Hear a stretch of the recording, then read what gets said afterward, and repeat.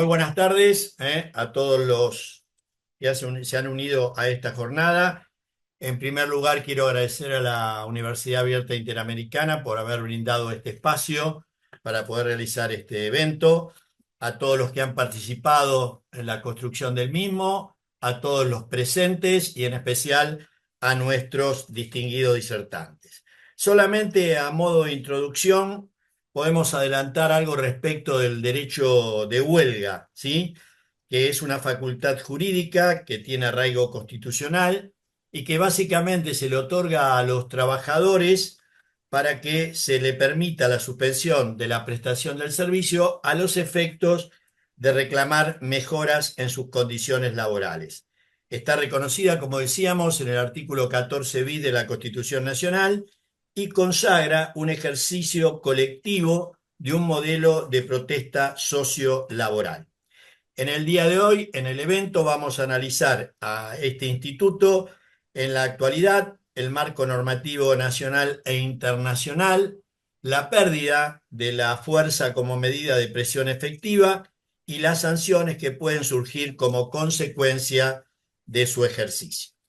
En primer lugar, va a hacer uso de la palabra el profesor doctor Miguel Ángel Maza, profesor titular de Derecho del Trabajo y la Seguridad Social en la Facultad de Derecho de la Universidad de Buenos Aires, es juez de la Cámara Nacional de Apelaciones del Trabajo, miembro de número de la Academia Iberoamericana de Derecho del Trabajo y de la Seguridad Social, autor de diferentes libros sobre la materia, expositor y académico. El doctor nos va a hablar sobre la huelga hoy en la actualidad. Adelante, doctor, por favor. Bueno, muchas gracias por la presentación, muchas gracias a la universidad por haber organizado este evento y haberme invitado. Y quiero hacer una introducción a una mirada crítica. En Argentina, desde la recuperación de la democracia, hay muchos temas que no se pueden discutir, que parecen tabúes, tal vez por los miedos que nuestra sociedad tiene luego de una vida institucional tan anómala como la que se dio entre 1930 y el 10 de diciembre de 1982. Y uno de esos temas de los que parece que no se puede hablar es la huelga. La huelga es una institución claramente sindical, como todos ustedes saben, una herramienta fundamental para impulsar la resolución de conflictos generalmente de intereses. Y es interesante señalar que nuestra Constitución tiene expreso reconocimiento desde 1957. Pero más interesante aún, me parece a mí, es señalar que la Constitución de 1949 no lo reconocía, lo cual tiene algunas explicaciones de índole política e ideológica. Lo señalo por dos motivos. El primero, para demostrar que es una garantía que está en la Constitución actual, pero que bien podría no estar. Festejamos que esté. Y lo segundo es para ir mostrando la peligrosa vinculación que hay entre el derecho de huelga y la política. Pareciera que en algunos momentos la huelga no era tan importante, no estaba en la Constitución y nadie protestaba por esto, y que, tal como está reconocida hoy, fuese un derecho absoluto, un superderecho. Cada vez que algún gobierno, como en los 90 o hace muy poco con el decreto 340, el actual gobierno, ha intentado alguna reglamentación, en ambos casos, exclusivamente sobre los llamados servicios esenciales, categoría que está reconocida por la Organización Internacional del Trabajo, se ha puesto el grito en el cielo. Y digamos, el fundamento de esas quejas parece ser este, que el derecho de huelga es absoluto, que no puede ser objeto de ningún tipo de reglamentación, como si fuera un derecho por encima de todos los demás que prevé nuestro orden constitucional. Todos sabemos, lo dice la Constitución Nacional, que todos los derechos están sujetos a reglamentación. Y la Corte Suprema de Justicia de la Nación inveteradamente ha interpretado que todos los derechos y garantías deben hacerse funcionar de una manera tal que no se anulen los unos a los otros. Y que cuando dos o más garantías constitucionales chocan, bueno, el intérprete debe encontrar una manera de armonizar ambas o las distintas garantías en juego para que todas puedan coexistir de una manera razonable. Cuando se sostiene que la huelga es irrevisible, que nadie puede opinar sobre este tema, que todo intento de reglamentarla, de definirla siquiera, es un ataque a los derechos sindicales, me parece a mí hay un exceso. Y lo que yo vengo a proponer hoy, que me parece que el país está cambiando, que la democracia nos empieza a permitir hablar de temas tabúes, o que ahora dejan de ser tabúes, o deberían dejar de ser tabúes, que deberíamos plantearnos algunas preguntas antes que la respuesta en relación al derecho de huelga. La primera de ellas es, por supuesto, si merece algún tipo de reglamentación. Eh, el primer señalamiento que puedo hacer se vincula con un debate que viene ya desde la Convención Constitucional del 57, que es la titularidad del derecho de huelga, donde vemos nuevamente una, eh, una especie de pared que impide entrar a analizar este tema. La Corte Suprema se expidió expresamente en los casos Orellano y Conte contra Correo Oficial en junio del 2016, es decir, ayer nomás, hace 9 años, estableciendo el precedente de que la huelga debe ser declarada exclusivamente por una asociación profesional de trabajadores. Y en igual sentido, un poco más amplio tal vez, menos específico, hay doctrina del comité de expertos, más amplio en el sentido de que no necesariamente es la asociación profesional, sino un grupo de trabajadores representativo del colectivo. La Corte hace en este caso la diferencia entre los dos planos de la huelga como derecho colectivo, de hecho en el 14 bis está en el segundo bloque, el bloque de los derechos de los gremios, de los sindicatos, aunque sea de ejercicio individual o plurindividual. La discusión siempre ha pasado sobre si es el gremio o si es la asociación simplemente inscripta o si cualquiera, si un grupo de trabajadores puede. De hecho, en Orellano y en Conte la huelga había sido declarada por un grupo de trabajadores. Este fallo dio lugar a críticas muy duras, muy enconadas, por este motivo, porque parece que no se puede poner límite a la huelga. Yo personalmente creo que la huelga es un instrumento importantísimo, imprescindible en la vida del derecho colectivo, pero justamente por ser tan importante y tan poderoso, tiene que estar en manos de un sujeto responsable. La huelga no la puede declarar cualquiera. La huelga la tiene que declarar una asociación profesional de trabajadores. En el caso de nuestro país, siempre que usamos esta expresión tenemos el problema de nuestro peculiar modelo del unicato, tema del que algún día también habría que permitirse discutir si podemos seguir con este régimen tan extraño, tan raro, o si habría que abrirse a la representación múltiple.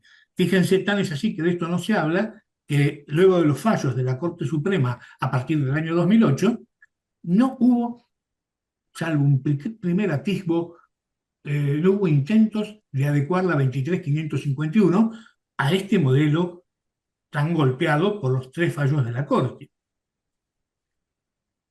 Otro tema del que también hay que hablar es de el alcance de la huelga. Como decía el colega en la introducción, la huelga, todos estamos de acuerdo, es la abstención colectiva de dar aquello único que tienen los trabajadores para ganarse la vida en buena ley, por usar una expresión de la Corte, ¿no? Que es su trabajo. La huelga tiene un fuerte contenido ético. La huelga consiste en privarse de aquello que es tan importante para uno, que es trabajar para ganar remuneración. Por eso a veces causa gracia cuando se discute si la huelga debe ser paga por el empleador, cuando es unánime en el mundo la postura de que la huelga debe ser soportada por quienes lo hacen, excepto el caso de la huelga dirigida no a resolver un conflicto de intereses, sino un conflicto de derechos. Por ejemplo, la huelga cuando el empleador o el grupo de empleadores no cumple un deber jurídico ya establecido. Recuerdo hace unos pocos años el Superior Tribunal de Justicia de la Ciudad de Buenos Aires, que, vaya paradoja, ahora a partir del fallo Levinas pasa a ser el Tribunal Superior en materia de interpretación de derecho común, por lo menos en la Ciudad de Buenos Aires. El Superior Tribunal resolvió que no había que pagar salarios de huelga, y me acuerdo haber leído críticas muy duras, algunas inclusive irresponsables, porque lo planteaban como que era una resolución absurda.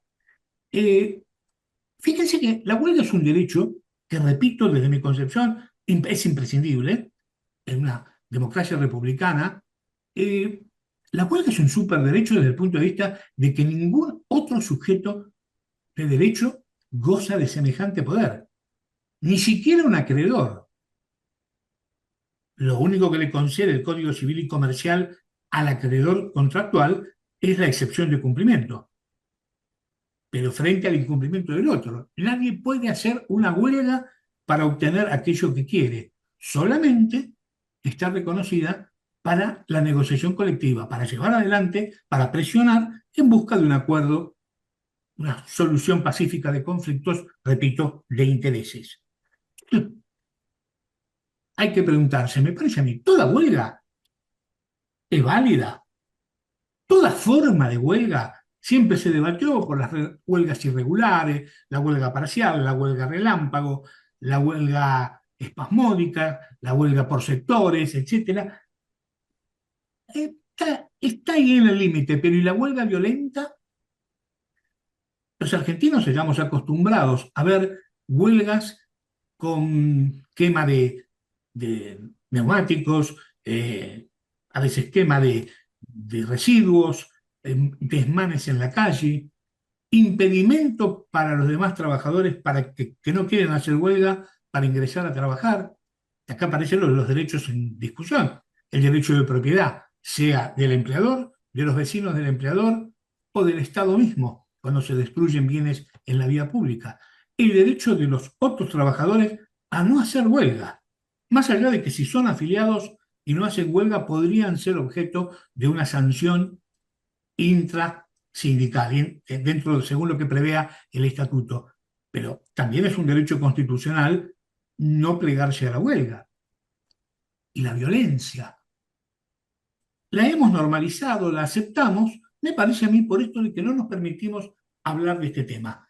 Porque donde definimos, nos dicen a veces, al definir se achica el ámbito de aplicación del instituto. Y ahí me parece que esto hay que empezar a discutirlo, hay que empezar a pensarlo. Repito por tercera vez, no soy un negador del derecho de huelga, ¿eh? Es un derecho imprescindible. El problema es cómo, de qué manera se ejerce este derecho. ¿Podría describirse en una norma, establecerse a qué llamamos huelga? ¿Quién la puede decidir? ¿De qué modo? Porque también hay que meterse algún día en el tema de la democracia sindical. Quienes hemos asistido alguna vez a una votación en un organismo sindical, en una asociación profesional, conocemos esa cosa maravillosa de la votación a puño alzado o de viva voz, donde es imposible contar los votos, donde no se sabe bien qué resolver. Sobre esto sabe mucho la AFA, como nos lo está demostrando en estos días. Me parece a mí que es hora de que empecemos a hablar de este superderecho y a ponerle algún límite. Algunos dicen que el principio de no injerencia, fundamental en el derecho colectivo, lo impediría. No estoy de acuerdo. Yo creo que el principio de no injerencia es una garantía, en este caso no positiva, no está en nuestra normativa, es un principio general, implica que el Estado, ni tampoco los empleadores, ni cualquier otro tercero, pueden entrometerse en la organización y en la vida y desarrollo de la vida de las asociaciones profesionales. Pero creo que de ninguna manera el principio de no injerencia impide que el Estado, a través de leyes, por supuesto, regule este derecho tan importante a ejercer la huelga. Porque, repito, en Argentina tiene aspectos sumamente eh, llamativos, en muchos casos nocivos, y además, ¿por qué no decirlo? Yo creo que la sociedad argentina está harta de que los terceros paguemos el perjuicio o suframos el perjuicio de un conflicto ajeno. Los pasajeros de un transporte, los otros trabajadores que quieren transitar por una calle, por una avenida y no pueden hacerlo, como dije antes, los otros trabajadores que no quieran participar del derecho de huelga o que no, o que aún queriendo hacerlo no pueden por razones económicas porque tienen miedo de perder el presentismo. Los habitantes del país que terminan pagando los daños que se producen en las calles, en las veredas, en las vidrieras de los locales cercanos a la empresa objeto de la huelga. Y hay que recordar, hay que remarcar que la huelga consiste en causarle un daño razonable, por cierto, al empleador para que ceda en la negociación o para que negocie, no a terceros. Hacer huelga, como se suele hacer en Argentina en muchos casos, consiste en causarle daño a los habitantes del país, a los demás, no al empleador. Quizá con la esperanza, vana, me parece a mí, de que esto vuelque la opinión pública en contra de esa empresa. Lo que no es así, no ocurre. Por lo general, lo que se consigue es la antipatía de la población frente a medidas que estarían muy bien si fueran dirigidas exclusivamente a causarle daño al empleador. Para terminar, quiero volver a remarcar que la huelga tiene un fuerte contenido ético. Consiste en dar aquello que es tan caro al trabajador y a la trabajadora. Perder el salario para decirle a la sociedad, esto es muy injusto, yo quiero algo mejor, quiero un aumento de salario, quiero un cambio en las condiciones de trabajo, quiero que mermen los infortunios laborales, que se cumplan las normas de seguridad, etcétera, etcétera. Y ese contenido ético en Argentina se ha perdido.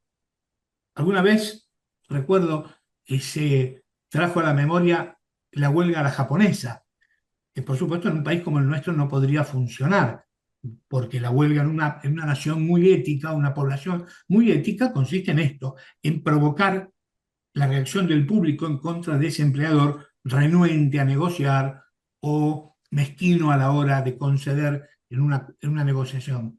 Aquí en Argentina, esta esta ética no tiene demasiado peso. Pero repito, es muy importante recordar el sentido de la huelga, el sentido ético, de decir, yo me voy a privar de lo más importante que tengo para vivir, que es mi salario durante 1, 2, 3 días, para mostrar la justicia de mi reclamo. En algunos lugares del mundo, sindicatos fuertes, poderosos, generan inclusive reservas para pagar salarios básicos de huelga, si se llaman, para que el trabajador o la trabajadora pueda sostener la medida de fuerza sin poner en peligro su subsistencia, para demostrar la justicia de su reclamación. Eh, en síntesis, y ya terminando el tiempo que se me concedió, digo que debemos empezar a pensar sobre esto, empezar a hablar sin el miedo a el cascoteo dialéctico, a que se nos diga de esto no se habla. Porque creo que ya a esta altura del desarrollo de nuestra democracia podemos hablar de todo. Muchas gracias. Muchísimas gracias, doctor Massa. A continuación, va a hablar el doctor Gerardo Alfredo Corres. El doctor Corres es director de Asuntos Internacionales de la Secretaría de Trabajo, profesor de maestría y posgrado en Derecho del Trabajo y Derecho Internacional del Trabajo en la Universidad de Buenos Aires y otras universidades, presidente de la Comisión de Normas y Cuestiones Jurídicas del Consejo de Administración de la Organización Internacional del Trabajo del año 2001 al año 2023, miembro del Comité de Libertad Sindical de la OIT del 2020 al 2023. El tema sobre el cual va a abordar el doctor Corres es el derecho de huelga y el convenio 87 de la OIT, su polémica actual. Bueno, en primer lugar, muchas gracias. Quiero agradecer a la universidad esta invitación a participar en este evento con tan distinguidos profesores. Bueno, yo voy a retomar un poco lo que está diciendo o dijo el doctor Massa, ¿no? Uno, cuando lee el convenio 87, tiene la historia de la misma libertad sindical, de las ideas fundamentales que él también mencionó con claridad sobre esa capacidad de las organizaciones sindicales de aglutinarse y aglutinar a los trabajadores en defensa de sus derechos a través de desafiar al capital a través de una medida de fuerza como es la huelga. Pero también, como decía él, la gran discusión es que si el convenio 87 contiene el derecho de huelga, porque efectivamente, como dijo el doctor Massa, no está explicitado el derecho de huelga en el convenio 87 y esa es la gran discusión que hay ahora en la Organización Internacional del Trabajo. Parece mentira, pero uno de los términos fundamentales es si el derecho de huelga está contenido o no en este instrumento fundamental del derecho internacional público laboral.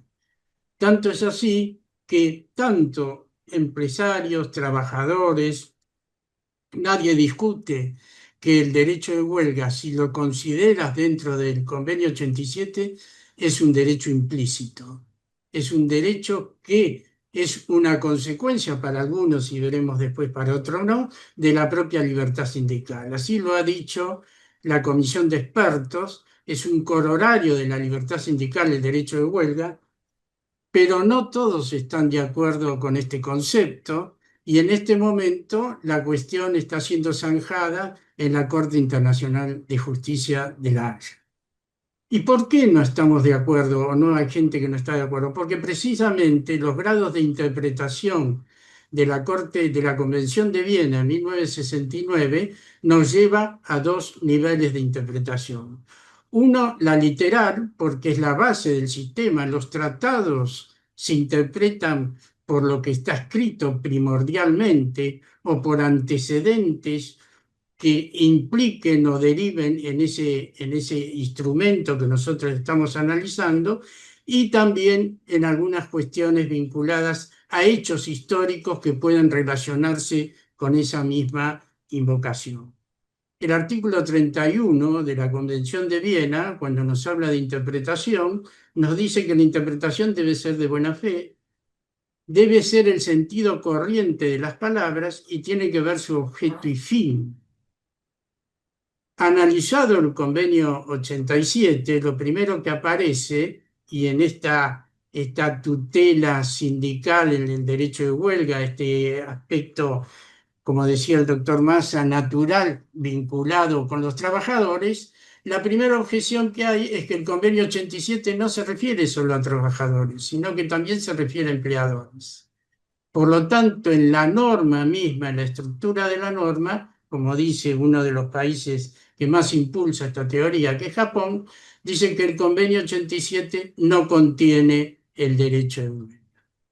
Y si uno rastrea internacionalmente, históricamente, nos vamos a encontrar que el Consejo Económico y Social en 1947, cuando comienza esta discusión sobre si iba a haber o no un instrumento internacional vinculado sobre la libertad sindical, hace un informe sobre precisamente el ejercicio y desarrollo de las actividades sindicales, pero no incluye el derecho de huelga. Y le encarga a la OIT un informe también sobre la libertad sindical y las relaciones industriales, y tampoco la OIT menciona el derecho de huelga. Y luego un destacado también integrante de la Comisión de Reglamentos, de Convenios y Recomendaciones de la OIT quiso hacer referencia a la existencia de ese derecho de huelga, es decir, cómo se instrumenta la OIT, y la misma comisión le dijo que el derecho de huelga no estaba en el ámbito de la discusión en ese momento. Quiere decir que esta idea del derecho de huelga, esta idea de que, como decía el doctor Massa, esta particular institución, no es es un problema universal, no es un problema solamente de la Argentina, ¿no? Campea en el mundo esta idea de cómo como decía, derecho natural de los trabajadores, como decía un poco Sampay, es verdad que efectivamente había cruzado los límites de la norma estricta y se había entronizado en el ámbito internacional con esta fantasma de la existencia. No, no es una discusión de ahora. Los empleadores lo vienen cuestionando desde prácticamente en los albores del Convenio 87 y aparece fundamentalmente cuando los empleadores van a discutir las facultades de la comisión de expertos, que también hacía referencia el doctor Massa, comisión de expertos, que es quien controla el cumplimiento, la observación de los convenios con relación a la legislación de los países. Mónica Pinto ahora es miembro, antes fue el profesor Ackerman, miembro de esta comisión, donde precisamente es cuando comienza a pergeñarse la idea de que esa idea, esa noción básica de la idea de la huelga como una definición que tiene que ver también, como dijo el doctor Massa, no solamente con las organizaciones sindicales, que la OIT lo amplía en base a las necesidades esenciales en algunos países donde están prohibidos los sindicatos, donde los trabajadores, donde no se pueden expresar, entonces le da este carácter más de organización o grupo de trabajadores con la suficiente entidad como para reconocerle la posibilidad de la acción colectiva. Esta es la situación y esta es la situación hoy que hay en la Corte Interamericana de Justicia. Se trata de un derecho implícito que tiene las características de que no es un derecho literal, como son los implícitos, pero se apoya en derechos literales, como es la libertad sindical. Por eso la Comisión de Expertos dice que el Convenio 87, cuando habla de la organización de actividades por parte de la organización sindical, cuando habla de la autonomía colectiva, de poder tener un plan de acción, el colorario de todo la libertad de asociación y las acciones colectivas es el derecho de huelga. Esta es la base del sistema de lo que se está discutiendo hoy en la Organización Internacional del Trabajo y que fue elevado a la Corte Internacional de Justicia, donde hay opiniones diversas. Hay países que se inclinan por considerar que es un derecho implícito y toman el artículo 3 y 10 del Convenio 87 del OIT, esta posibilidad de organización de actividades por parte de la organización sindical o mismo la posibilidad de ejercer una acción colectiva para determinar que efectivamente el derecho de huelga está implícito en el Convenio 87.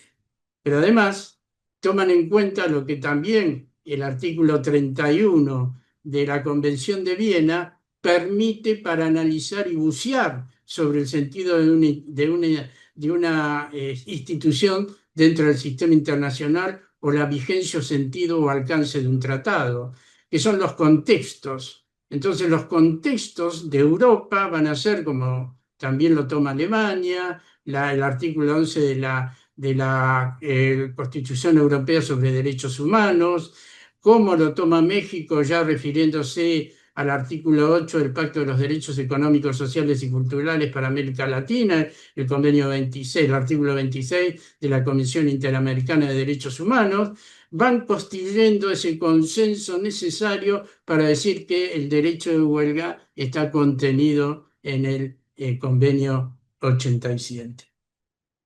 Llegar a esta etapa de la discusión no fue fácil, fueron 10 años de persistente lucha entre trabajadores y empleadores en la Organización Internacional del Trabajo para llegar a la Corte Internacional de Justicia.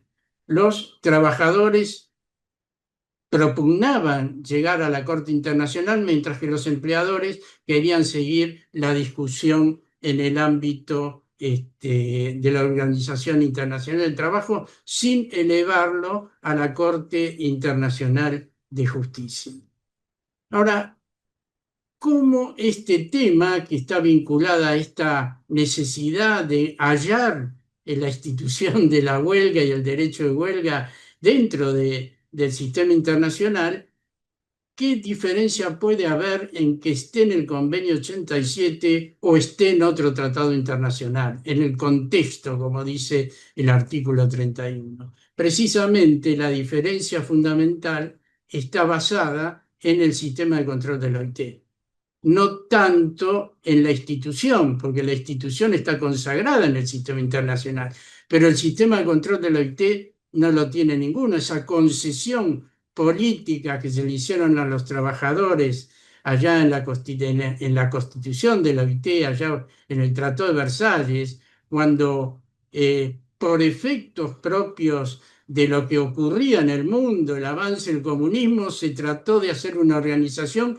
que propiciara el diálogo social internacional y no la lucha de clases internacionales. Y ahí se le concedieron a los trabajadores diversas prerrogativas. Una de ellas, por ejemplo, es el sistema de control, la denuncia con los estados.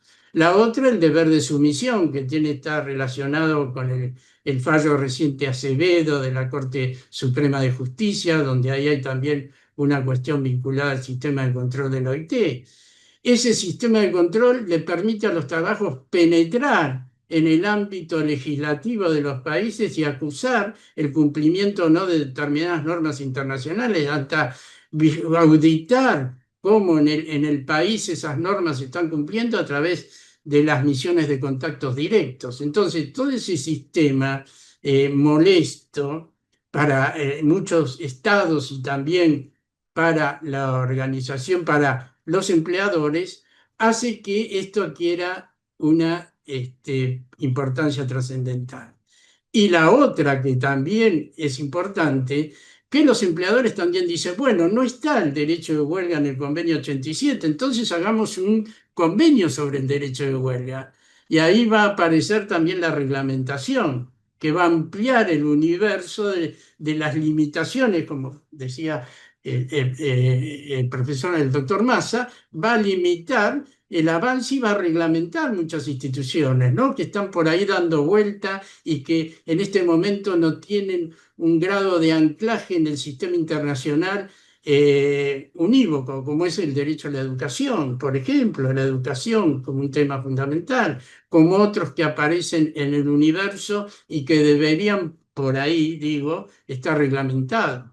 Pero eso sí, nunca deberían limitar y hacer inactivo ese derecho que tienen los trabajadores, que es una concesión que se le hizo al capitalismo. Por eso es tan importante lo que está ocurriendo ahora en la Organización Internacional del Trabajo. El sistema de control, el sistema normativo está resentido por esta cuestión, ya que en la comisión de expertos está prácticamente inhibida a hacer alguna relación sobre el tema huelga, porque precisamente una de las críticas que le significó a los empleadores fue un reconocimiento por parte de la propia comisión de expertos, luego de 3 años de batalla en la Organización Internacional del Trabajo, que ellos no eran un tribunal, que las resoluciones de ellas eran para asesorar a otro organismo de la OIT, que era la Comisión de Normas, pero eso independientemente de lo que los países pudieran hacer en sus derechos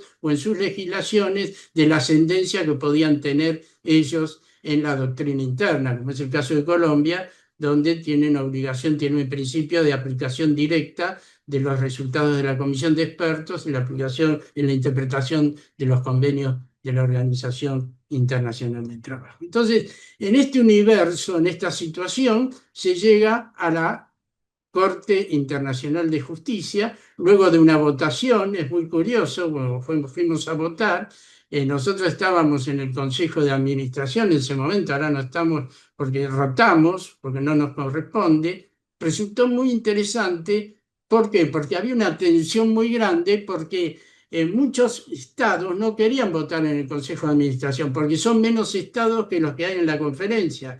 Querían llevar la votación a la conferencia porque no querían llevar a la Corte Internacional de Justicia la discusión sobre el derecho de huelga en el Convenio 87. Y en la conferencia, en el Consejo, que somos en total, ahora no, son 26 estados, no los 187 que componen la conferencia de la OIT, en ese lugar ganamos por un voto. O sea que no es que se ganó ampliamente y en la conferencia hubiéramos perdido, no hubiéramos podido llevar a esto a la Corte Internacional de Justicia. Pero lo interesante del asunto es la incertidumbre, porque uno dice, va a la Corte Internacional de Justicia y la Corte Internacional de Justicia solamente va a entender o va a decir que el derecho de huelga es un derecho implícito. ¿Por qué? Porque lo dicen los sistemas de control, la comisión de expertos lo ha dicho, en el estudio general de la comisión de expertos en 1983, en 1995, lo ha dicho, ¿no? Es decir, habría un consenso en los sistemas de control de la OIT para reconocerlo, pero hay un detalle.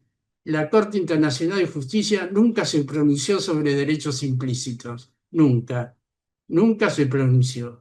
O sea que esta sería la primera vez y en todo caso las vinculaciones, los temas que ha tratado tienen que ver con cuestiones vinculadas sí a crímenes internacionales, pero nunca ha hecho referencia a los derechos humanos, sino que lo ha hecho desde la perspectiva sí del delito general.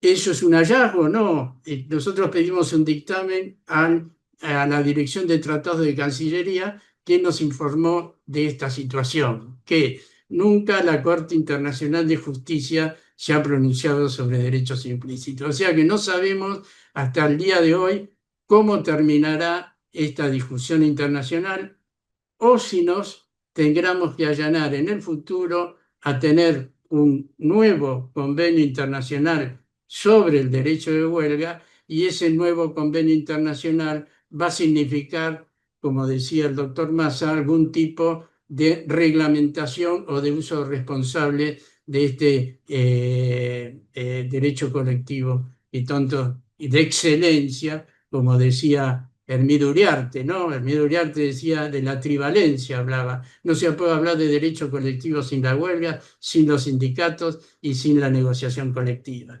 Los partidarios del enfoque literal de la interpretación del artículo 31, que diciendo que debería tener explícitamente, tendría que estar el derecho de huelga establecido, dirán, bueno, en este caso no es así porque esto que decía Hermídio Uriarte sobre sindicato, negociación colectiva y huelga, el convenio 87 amplía el ámbito personal de las garantías de la libertad sindical a los empleadores. Por eso el convenio 87 no contiene el derecho de huelga. Bueno, muchas gracias.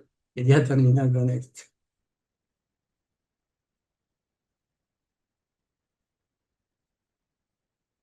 Ahí está.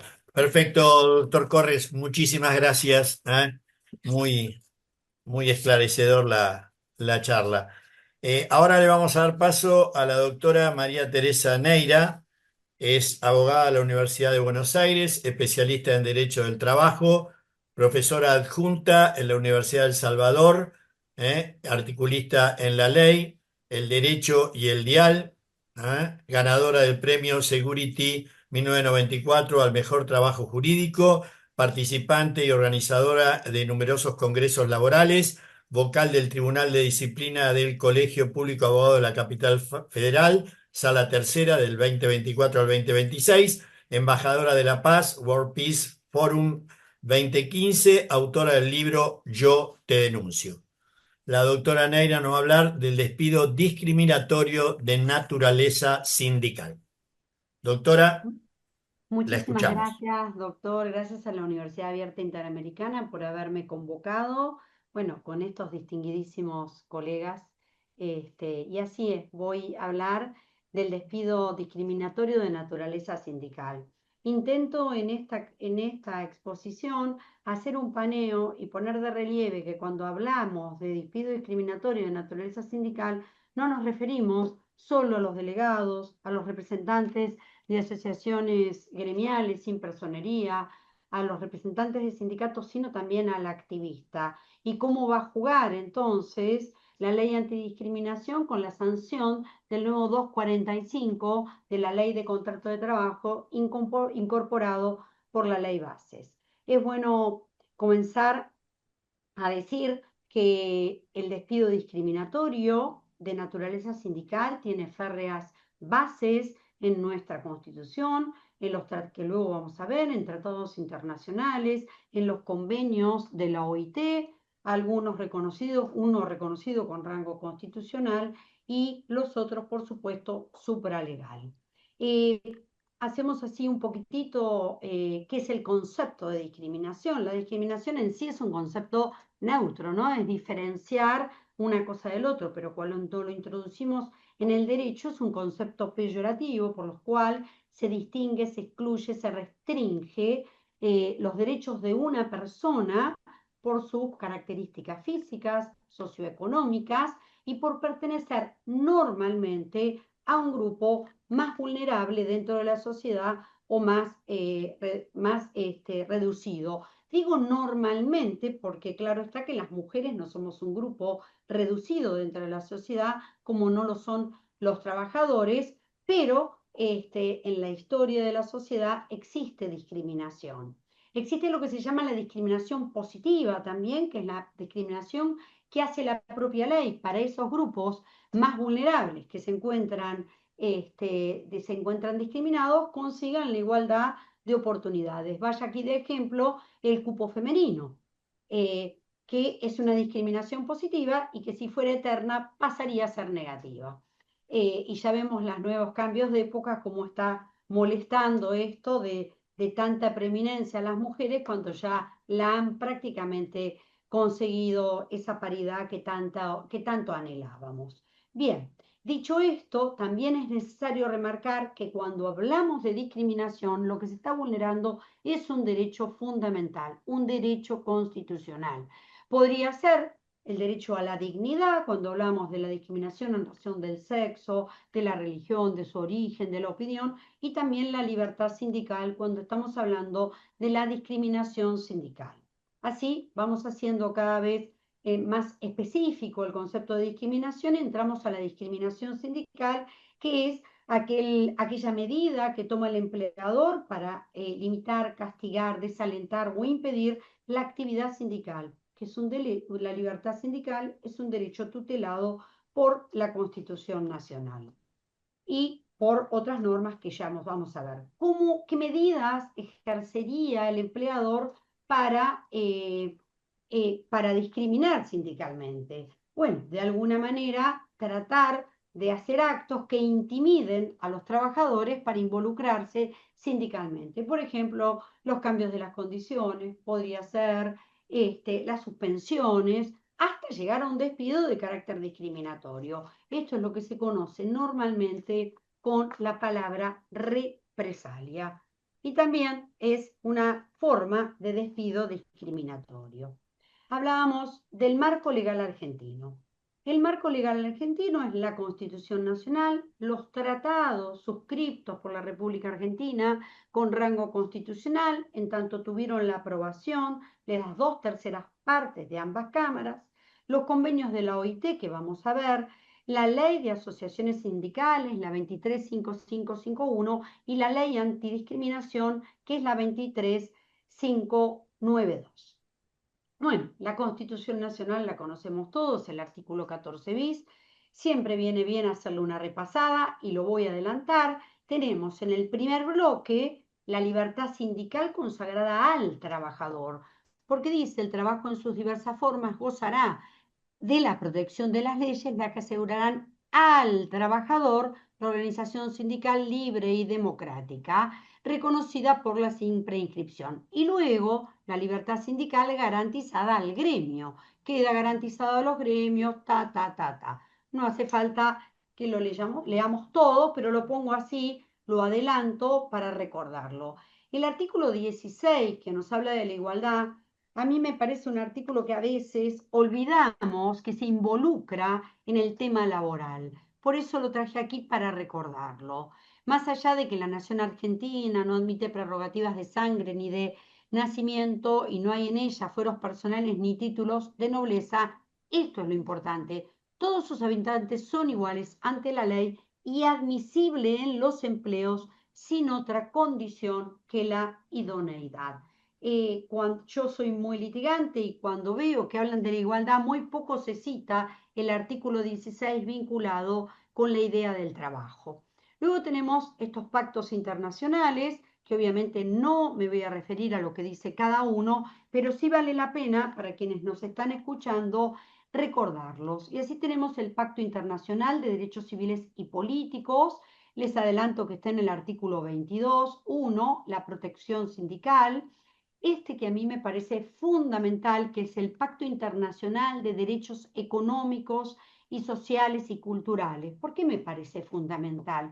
Porque es este pacto quien incorpora el convenio de la OIT, el convenio de 1948, el 87, con rango constitucional, a través de una redacción que se hace en el artículo 8, que dice más o menos así que ningún Estado podrá ningún artículo, perdón, de este tratado puede menoscabar lo que dice el convenio de la OIT de 1948 relativo a la libertad sindical y a la protección del derecho de sindicación, adoptando medidas legislativas que menoscaben. Pero me parece muy importante recordar que eleva a rango constitucional el convenio de la OIT número 87. Luego tenemos la Convención Americana de Derechos y Deberes del Hombre. Siempre hablan de la posibilidad de asociarse, afiliarse o desafiliarse. La Convención Americana de Derechos Humanos en el artículo 16 y la Declaración Universal de Derechos Humanos. Entonces sí, ya me van a ver la cara, pasamos a los convenios de la OIT. Como ya lo adelanté, el convenio de la OIT 87 adquiere el rango constitucional por el pacto mencionado y en su artículo 2, 3 y 11 habla específicamente de la libertad sindical.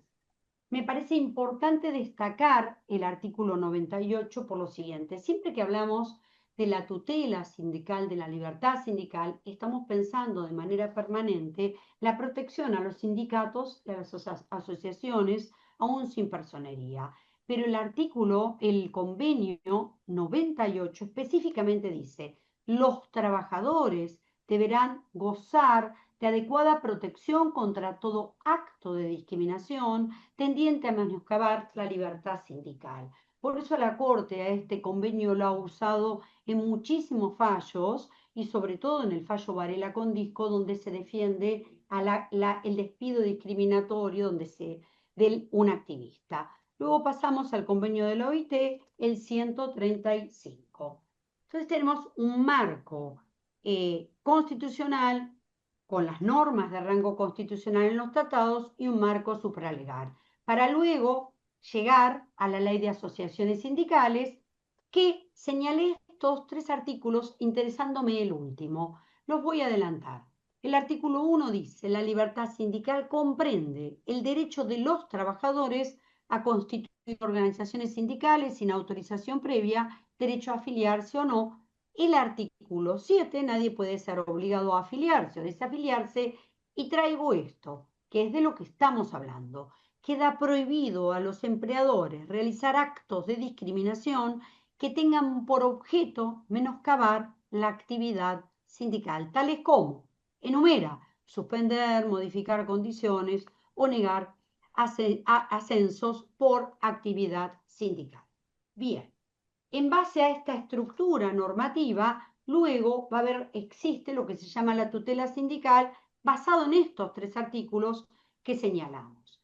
Otro plexo normativo que ayuda al tema del despido discriminatorio es este que ha dado tanto para hablar en el fallo Álvarez con Cencosud, que es la ley antidiscriminatoria. Y luego vamos a ver cómo juega con el nuevo 245 bis. Esta ley, que siempre es bueno recordarla, tiene algunos aspectos, no la voy a leer en su totalidad, pero se las voy a dejar para el que la quiera leer. Los aspectos son que quien impida o obstruya, yo pueda detener ese acto discriminatorio, ¿no? Uno sería detener el acto, transformarlo en nulo, volver el hecho a la situación anterior.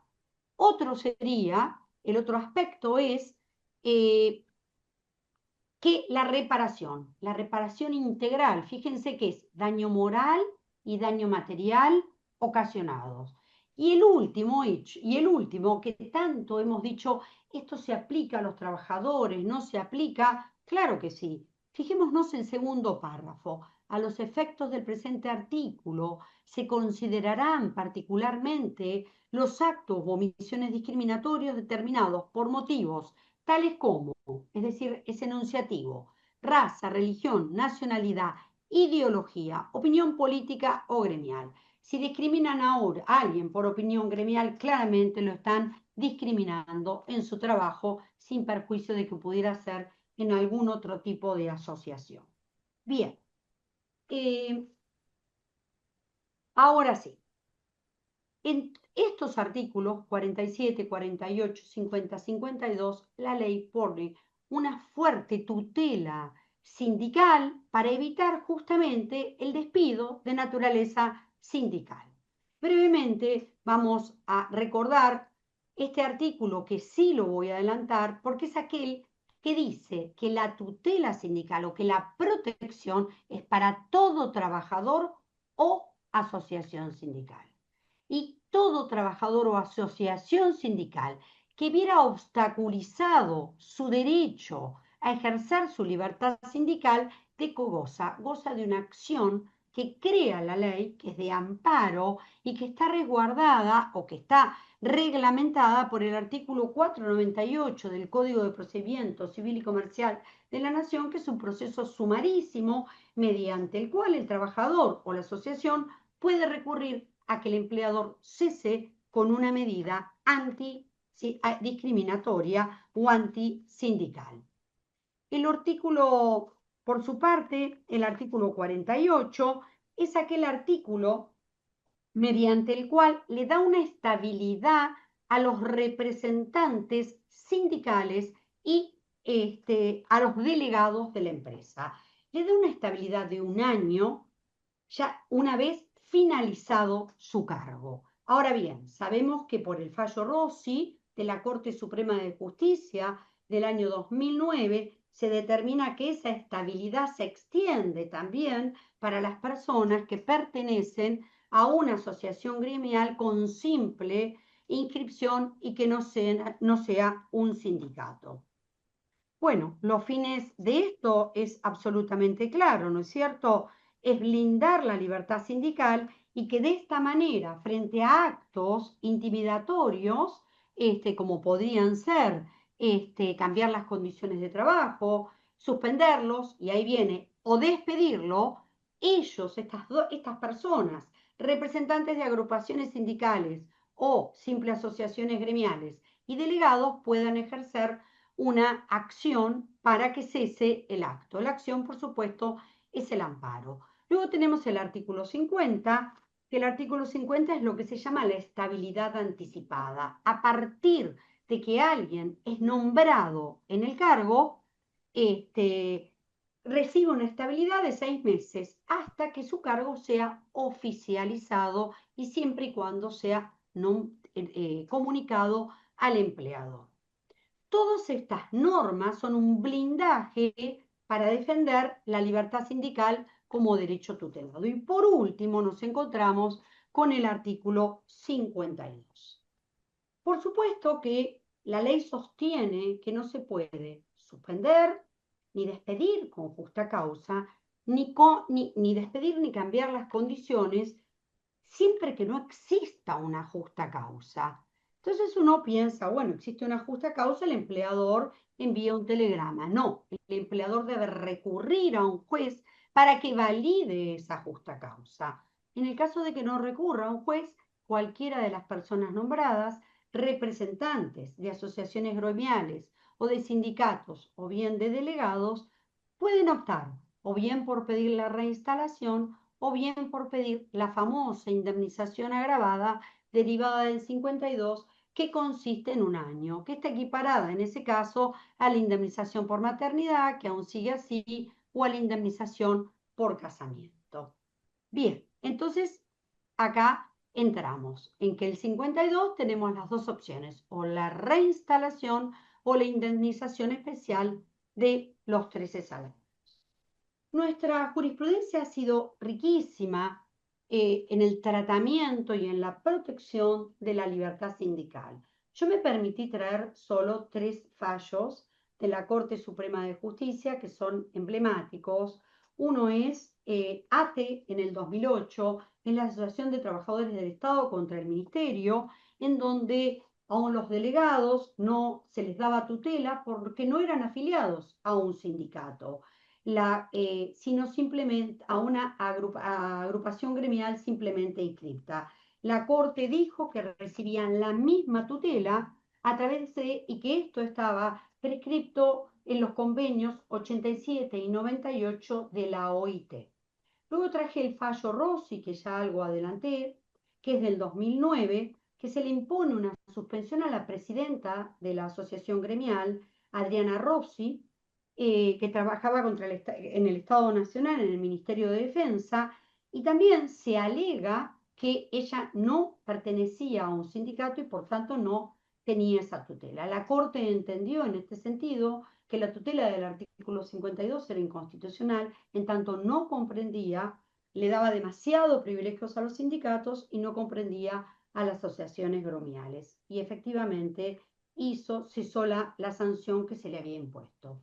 Y luego tenemos el fallo Varela de 2018, Varela con Disco. El señor Varela era un activista y trabajaba en el supermercado Disco y se dedicaba a instar a sus compañeros trabajadores a que participaran del sindicato. Fue despedido y en este caso la Corte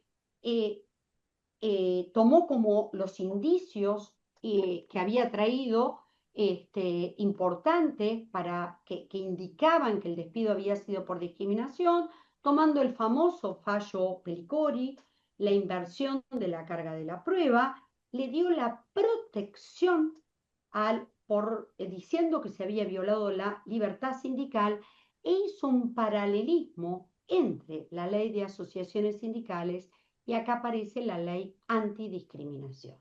Y en este paralelismo el análisis lo hace el voto del ministro Rosati, que luego lo vamos a ver.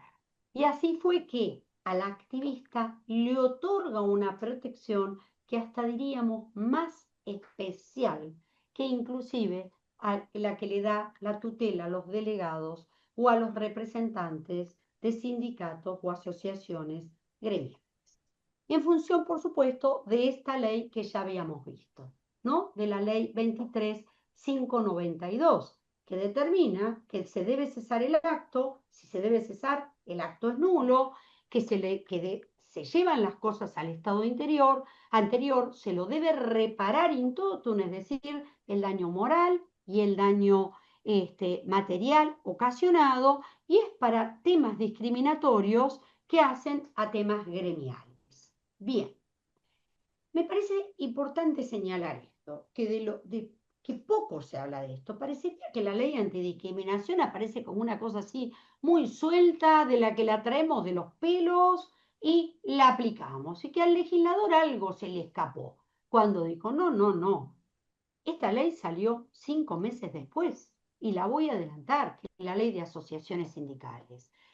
La ley de asociaciones sindicales es promulgada en mayo de 1988 y con la conformación del mismo Congreso, unos meses después, en septiembre de 1988, se promulga la ley antidiscriminatoria. Es decir, la ley antidiscriminatoria viene a complementar la tutela sindical que otorga la ley de asociaciones sindicales.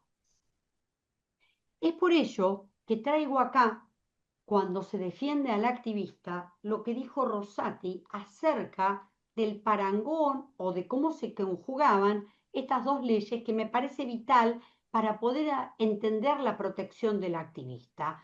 Saqué algunos párrafos de ese fallo, de ese voto tan bueno, ¿no? Tan sesudo que hace Rosati.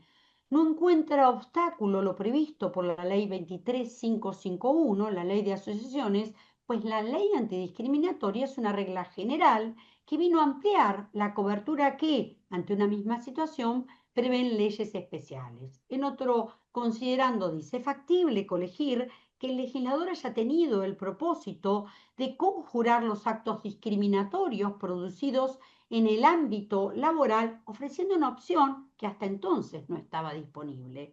Y luego dice, la protección contra actos discriminatorios en libertad sindical, ojo con esto, es patrimonio de todo trabajador, sindicado o no, con pretensiones de representatividad o no.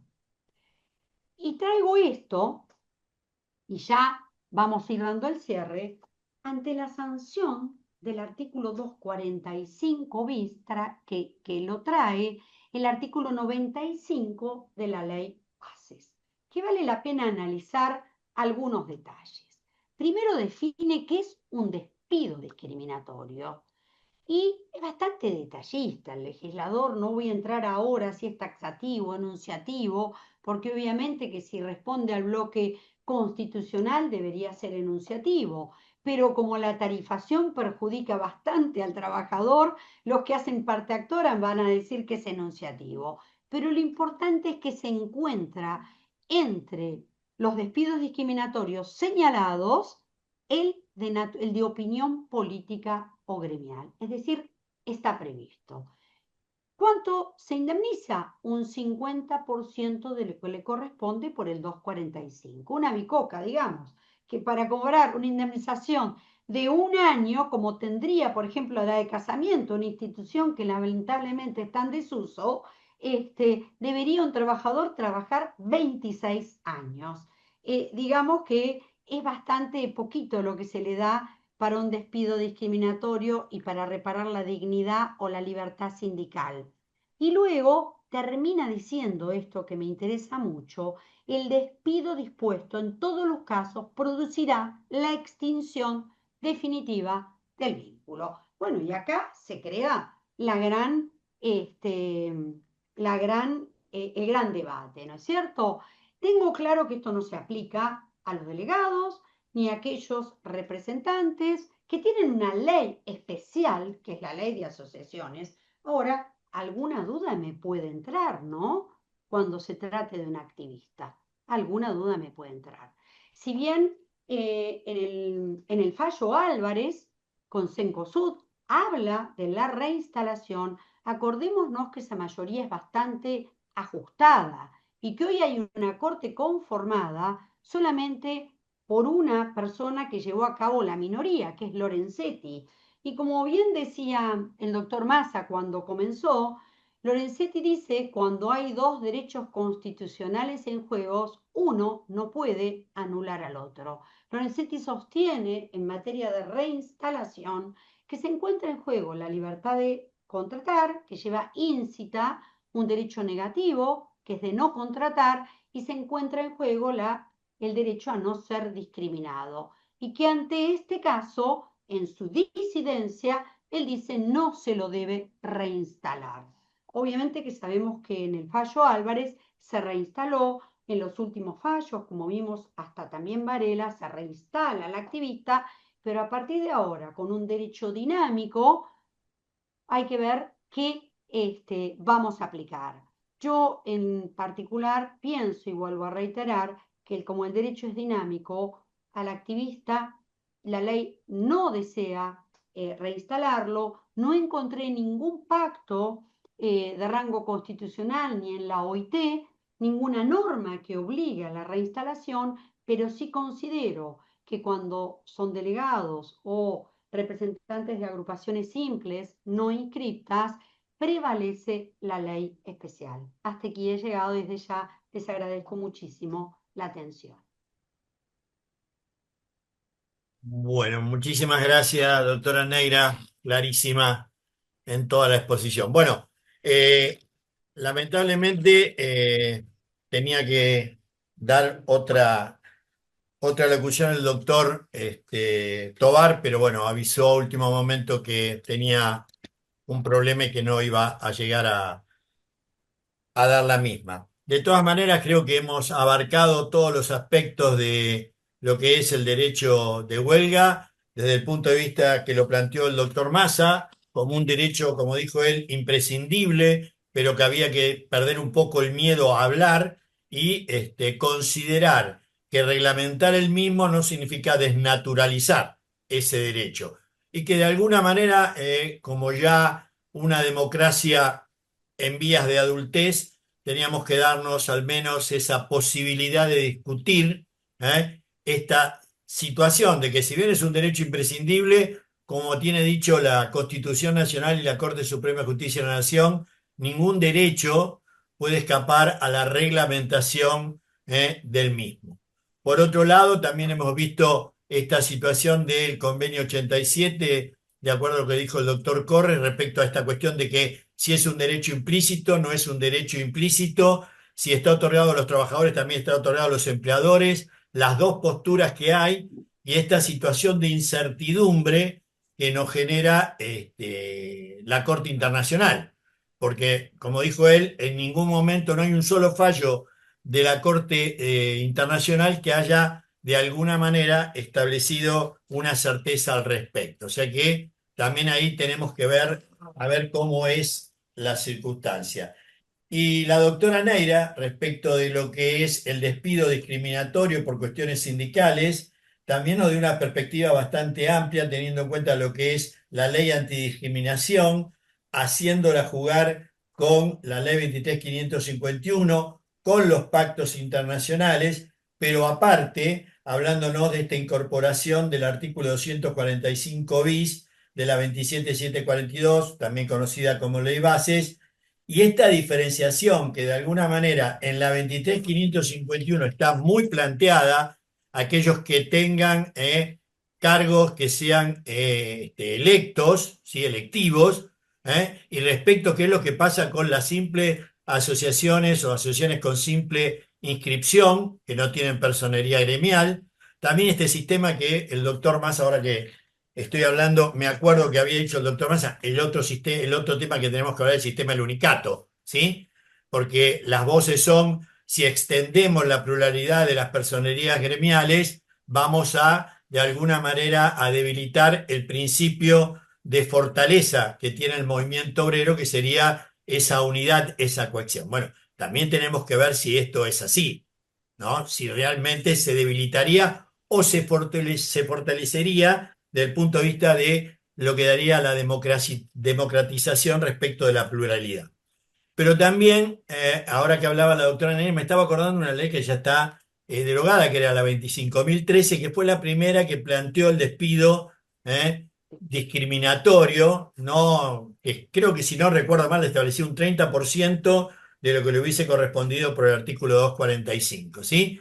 Y que fue una de las primeras que incluyó el concepto de orientación sexual, que tuvo una problemática con la Iglesia terrible. Pero digo, creo que hemos abarcado al tema del derecho a huelga desde distintas miradas en todos sus aspectos y con distintas posturas, que me parece que es lo más enriquecedor cuando sea una charla y un debate. Así que vamos a dar por terminada la charla del día de hoy, la jornada, agradeciéndole a cada uno de los expositores la claridad que han tenido en sus exposiciones y por otro lado haber dedicado este tiempo a la invitación que le hemos cursado, que no va a ser obviamente la última, ¿sí? Así que de mi parte absolutamente agradecido y también les extiendo el agradecimiento en nombre de la Universidad Abierta Interamericana. Muchísimas gracias, ¿sí? A todos los presentes nos veremos en otra oportunidad. Muchísimas gracias.